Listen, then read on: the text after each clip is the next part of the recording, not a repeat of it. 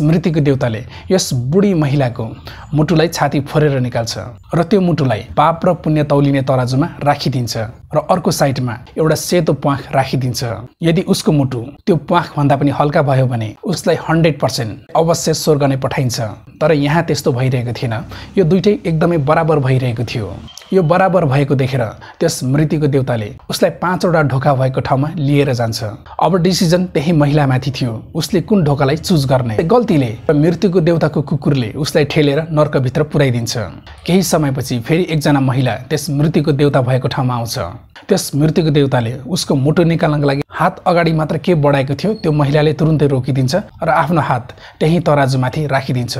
र त्यो महिलाले के भन्छ भने उसले जिन्दगीभर कुनै पनि राम्रो काम गरेको छैन। तर फेरि त्यस मृत्युको देवताले फेरि भन्छ, तिमीले पाप गर्यौ या पुण्य त्यो मलाई थाहा हुँदैन, त्यसैले मैले तिम्रो मुटु निकालेर यहाँ एकचोटि जोख्नै पर्छ। तर त्यो केटी पुरै इन्कार गरिदिन्छ त्यसो गर्नको लागि। त्यसपछि त्यस मृत्युको देवताले उसलाई एकदमै टाढा पुग्ने गरी फालिदिन्छ।